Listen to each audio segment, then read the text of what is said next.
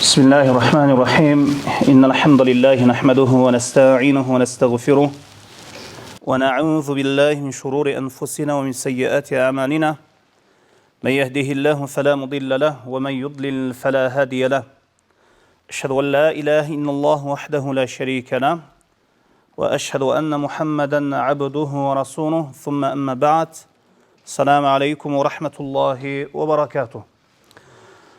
Урматтуу жамаат, урматтуу момун мусулман бир туугандар, Аллах Таала тутуп жаткан орозоңуздарды кабыл кылсын, жана окуп жаткан таравих намаздарыңыздарды кабыл болгон таат ибадаттардын катарына кошкон болсун. Амин я раббил аламин. Урматтуу жамаат, урматтуу момун мусулман бир туугандар, биз азыр мына ушундай Аллах Таала парз кылган орозосун парз кылган Рамазан айында орозо тутуп турабыз.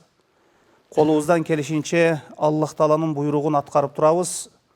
Бул үчүн Аллах Таалага көптөгөн шүгүрлөрдү айтуубуз керек. Рамазанга жеткирип койгону, мына ушул айдын орозосун карматып койгону, бул албетте эң бир чоң бир жакшылык. Аллахтын бизге берген неиматтары, жакшылыктары чексиз. Ва ин таудду ниъматаллахи ла тухсуха. Эгер Аллахтын берген неимат жакшылыктарын санасаңар, акырына чыкпайсыңар дейт. Инсан баласына чексиз, өтө санаксыз неимат жакшылыктар берилген. Мына ушул сааттарды, мына ушул күндөрдү, мына ушул сааттарды Аллахка баш ийүү менен өткөрүп жаткан пенде бул эң бактылуу пенде. Эмне үчүн? Анткени биздин келишибиз дагы бул жашоого келүүбүз бир убакытка белгиленген, жана бул жашоодон кетүүбүз дагы бир убакытка белгиленген. Азыр мына ушул саатта турабыз, азыр саат 1 болгон болсо, мына ушул бүгүнкү саат 1, мына ушул саат. Ушул убакыт эртең кайра келбейт. Эртең башкача күн болуп, башка күн келет. Башка саат келет. Азыр кеткен саат, азыр кеткен убакыт кайра келбейт. Мына ошондуктан могул Рамазан айы, мына ушул 2024-жылдагы мына Рамазан айы. Кийинки Рамазан айы ким бар, ким жок, Аллах билет. Эч ким өзүнө 100% гарантия берип жашай албайт. Анткени кечеле биз мына алхамдулилла Рамазанга жетип турган кезде кээ бир адамдар, кээ бир биз тааныган, биз тааныбаган кээ бир мусулмандар Рамазан айына жетпей өтүп кетишти. Мына ошондуктан мына ушул айга жеткирип койгондугу, ибадат кылдырып койгондугу бул өтө бир чоң бир неимат. Мына ошондуктан мына ушул сааттарды, мына ушул күндөрдү Аллахка ибадат кылуу менен өткөргөн пенде эң бактылуу пенде. Анткени Аллах Таала бизди ибадат үчүн жараткан. Биз Рамазан айында дагы Аллахка ибадат кылабыз. Рамазандан кийин дагы Аллахка ибадат кылабыз. Рамазан айына чейин дагы Аллахка, Рамазан айына чейинки айларда дагы, күндөрдө дагы Аллахка ибадат кылабыз. Исламдагы ибадаттар бул Рамазан айы менен гана чектелип калбайт. Рамазандагы ибадаттар, мына исламдагы ибадаттар Рамазан айы менен гана чектелип калбайт. Балким Рамазан айынан кийин да куланат. Барыңыздарга белгилүү болгондой эле, мына ислам 5 түркүктөн турат. Биринчиси ла илаха иллаллах Мухаммадур Расулуллах. Мына ушул ла илаха иллаллах Мухаммадур Расулуллах биздин жашообузда болсо, биздин окуган намазыбыз, туткан орозобуз жана башка ибадаттарыбыз биз үчүн пайда алып келет. Бул биринчи нерсе. Эң негизги фундамент мына ушул. Таухид калимасы. Аллахтын бирлиги. Андан кийин намаз, андан кийин орозо, андан кийин не? Зекет, андан кийин ажылык. Мына ушул 5 түркүк. Ла илаха иллаллах Мухаммадур Расулуллах Аллахтан башка сыйынууга татыктуу зат жок Мухаммад саллаллаху алейхи ва саллям. Аллахтың елчisi деп ырастайбыз. Ла илаха дегенде сіз Аллах Тағаладан башқа бардық жалған сыйынылуучу заттарды жокко чыгарасыз. Иллаллах деп bir ғана Аллахты чыныгы сыйынылуучу зат деп ырастайсыз. Аллахты чыныгы сыйынылуучу зат деп ырастайсыз. Бұл ар бир мусулман билиш керек болгон эң негизги калима, эң негизги нерсе, таухид илими, Аллахтын бирлиги. Намаздагы кийинкиси намаз. Намаз ар бир мусулман аял эркекке парз болгон ибадат. Ас-салату бурханул муъмин dedi Пайгамбарыбыз саллаллаху алейхи ва саллям. Namaz бұл момын мұсылмандың момын мұсылмандық далили деді. Ертең Аллахтың алдына барған кезде, ақыретке барған кезде, сіз бұл жашоодо чыныгы момын болып жашағаныңызды далилдеш үчүн албетте қолыңызда намаз болуш керек. Намаз инсан ақылы жайында кен, ақылы кетіп қалғанға чейин намаз парз болып тура берет инсанға. Кандай абалда болбосун. Шариат бизге көп жеңилдиктерди көрсөтүп койгон, мындайча айтканда багыттап койгон, ар бир нерсенин орду өз ордунда көрсөтүлгөн. Андан кийинкиси Рамазан айынын орозосу дагы ар кимге парз эмес. Бул балагат жашына жеткен, ден соолугу жакшы бир мусулман кишиге парз Рамазан айынын орозосу. Ал эми оорукчан адамдар, ооруп калган адамдар, мисалы үчүн орозо айында орозо тутуп жатып ооруп кала турган болсо, эгер оорусу айыга турган, оору боло турган болсо, 3-4 күн ошонун лечениясын алып, дарыланып, Рамазандан кийин тутуп бере берет. Аллах Таала ооруп калсаңар, башка күндөрдө, башка айларда тутуп бергиле деген. Ал эми кимдир бирөө мисалы үчүн сахарны диабет себеп, же бир айыккыс оору себеп тута албай турган болсо, албетте бул күн сайын бир мискинди тойгозот. Бир мискинди тойгозот. Мына ушул шаарда, мына ушул айылда, мына ушул бир жерде кайсы тамак азык-түлүк адамдар эң көп колдонгон азык-түлүк боло турган болсо, унданбы, күрүчтөнбү тойгозуп коет. Же тамак жасап берет, же бир саа киши башына чыгарып берет. Эми бир саа дегени 3 килограмм, кээ-бир алымдарга көрө, кээ-бир алымдар бир саа берет дейт. Бир сааңыз 3 килограммдай чыгат. Ал эми кээ-бир алымдар жарым саа дейт, жарым сааңыз 1,5 килограммдай чыгат. Кээ-бир алымда бир мут дейт, бир мутуңуз ушунча. Ошол картайып калгандыгы себеп, айыккыс оорусу себеп, орозо тута албай турган болсо, күн сайын бир кедейди тойгозуп коет, муну менен бүттү, кутулду. Мына динибиз жеңил экен. Орозо деле жеңил экен. Аллах Таала айяман маъдудат, 6 ай орозо кармайсыңар деген жок. 2 ай орозо кармайсыңар деген жок. Саналуу күндөр гана орозо кармайсыңар. Башка айлар сыяктуу эле эмне? 1 ай орозо кармалат, Рамазан айы бул дагы. Андан кийин мына зекет. Бул дагы исламда өтө жеңил, мына ислам динибиз ар кимге парз эмес зекет дагы.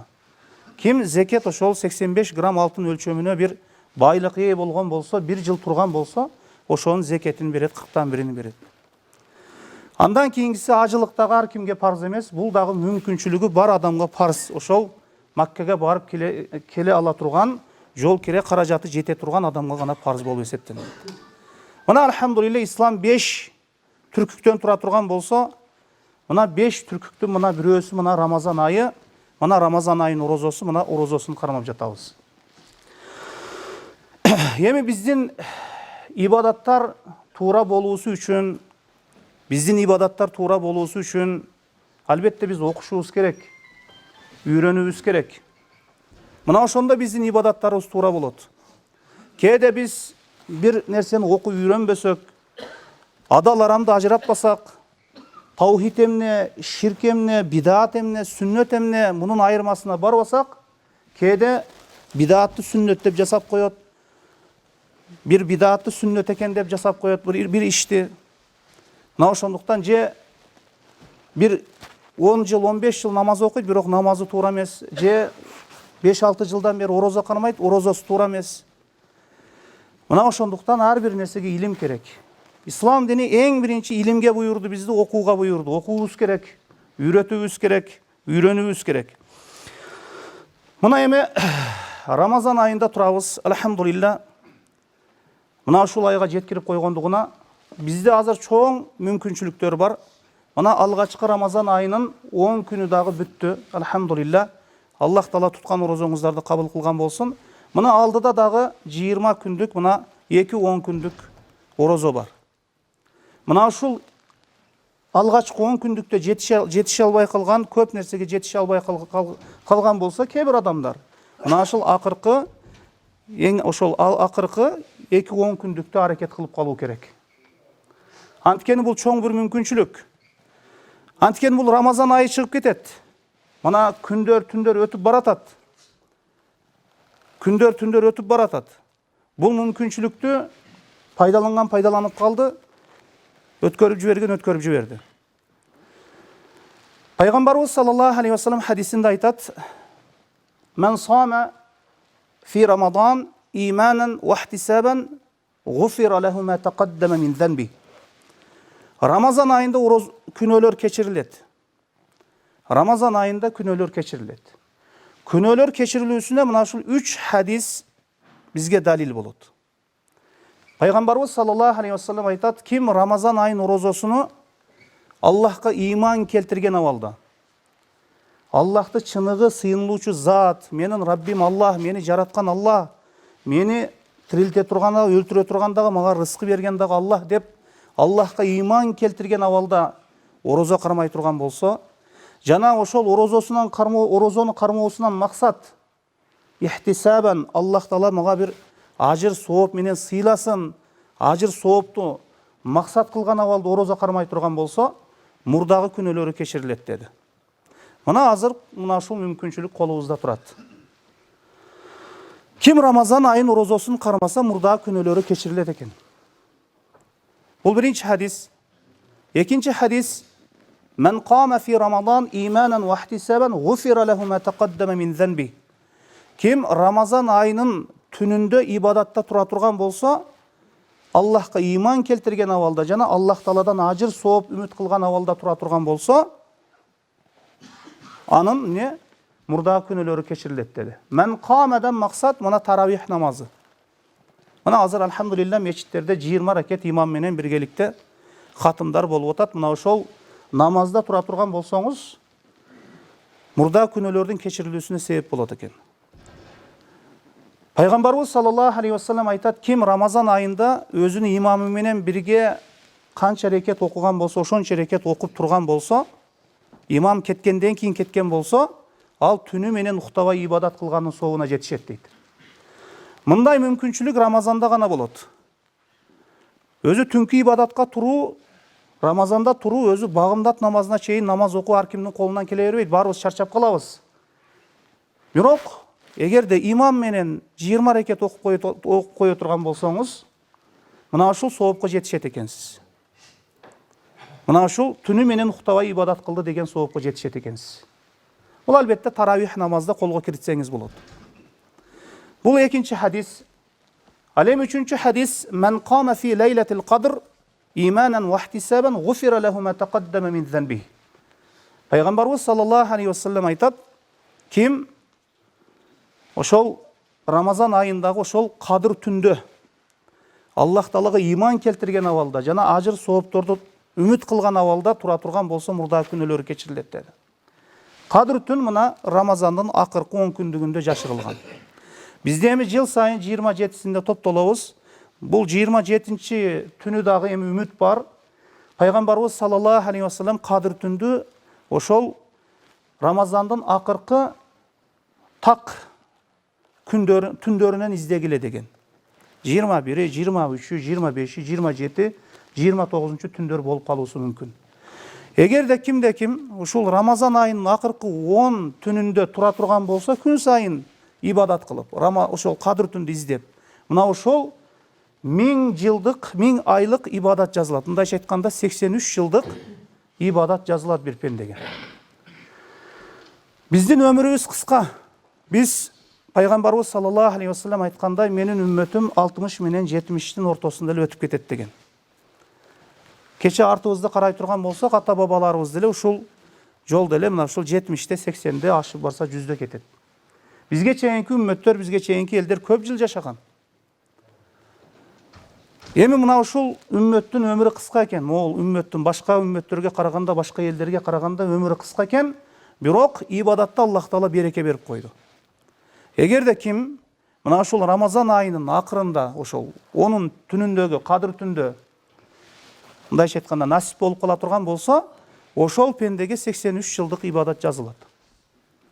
Мына бул дагы алдыбыздагы мүмкүнчүлүк.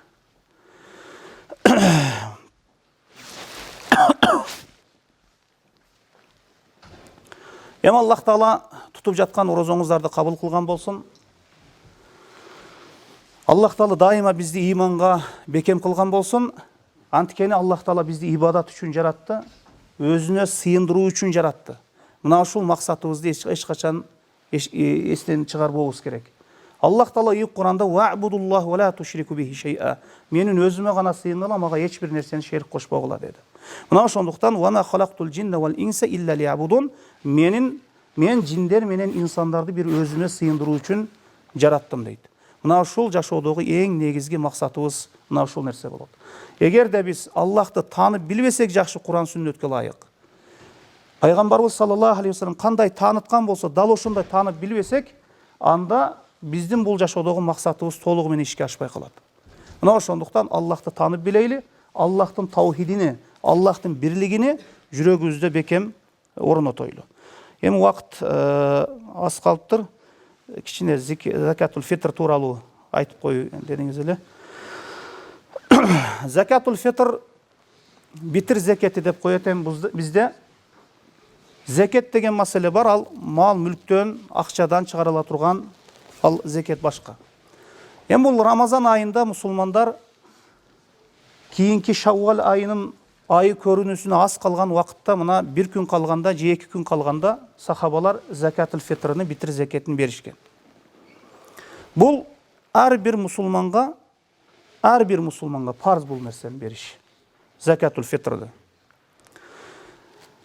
Эми сахабалардын жашоосуна карай турган болсок, пайгамбарыбыз саллаллаху алейхи вассалам закатул фитрды арпадан берилет, будайдан берилет деди. Ошол эл кайсы тамакты, кайсы азык түлүктү, кайсыны көп колдоно турган болсо, ошонон берилет. Бир саадан киши башына чыгарылат. Бир саа бул пайгамбарыбыз саллаллаху алейхи вассалам саасы. Эми саалар кичине айырма болуп калышы мүмкүн. Күрүштөгү саа же башкадагы саа, муну билиш кичине айырма болуп калышы мүмкүн. Бирок алымдар айтат, эгер сиз бир сааны билгиңиз келсе, мисалы үчүн күрүштөн чыгарайын деп атасыз азыр. Bir 3 litrelik bankаны алыңыз, 3 litrelik банкага будайдан, күрүштөн салыңыз же ундан салыңыз. Ошол бир саат чыгат дейт. Болду, киши башына берилет. Эми бизде, көбүнчө бизде элибизде эми акчалай берүү адат түсүнө кирген. Ошол базардагы будайдын эменин акчасын чыгарып эле бизде акчалай берүү эле адат түсүнө кирген. Ал эми сахабалардын жашоосунда алар ошол убакытта ошол эл колдонгон азык түлүктөн берип келген. Ел колдонгон, ел дайыма колдонуп, тамак бышырып, ошону жеп келген азык түлүктөн берип келген. Бул эмне максатта берилет эми? Бул эмне максатта беребиз? Анткени бул жанагы айт күн болот. Мунун хикматтары көп. Эми кедей адамдар бирөөдөн бир нерсе сурап, ошол айт күнү жүрүбөсүн деп, ошол алардын бир кемчилдигини бир камсыздоо максатта, алардын бир муктаждыгын камсыздоо максатта берилет деп айтышат. Кээ бир алымдар, эми биз орозо туткан кезде кыйкырып коебуз, балабызга карап, кээде кыйкырышып калабыз, кээде урушуп калабыз, кээде тилден ар кандай сөгүнүүлөр, жаман сөздөр чыгып кетет. Албетте бул нерселер орозонун соон азаюусуна себеп болот. Же гыйбат кылып коебуз. Орозону мындайча айтканда тешип кое турган нерсе бул гыйбат дейт. Мына ушундай бир кемчилдиктер жетип калат орозобузга дагы. Бул ибадат мындай толук бойдон кетүүсү үчүн албетте барыбызда кемчилдик бар, сөзүбүздө, амалыбызда кемчилдик кетирип коебуз. Бирок ошол закатул фитрды берип кое турган болсок, мына ошол кемчилдиктер түздөлүп, ошол каффараты ошону менен кетет. Мына ошол максатта берилет деп айтат. Ошол кээ бир туура эмес сөздөрүбүз үчүн, же гыйбат үчүн, же башка нерселер үчүн ошол кемчилдик кетип калган орозону бүтөп коюлат, ошол закатул фитр берилүүсү менен дейилет. Эми бул закатул фитр бул битир садакасы өтө чоң маселе. Эми бул мындай көп маселелер бар. Эми бул айтыла турган кыскасы эми мына ушул. Аллаху алам, саллаллаху аля Мухаммадин ва алейхи ва сахбихи ва саллам.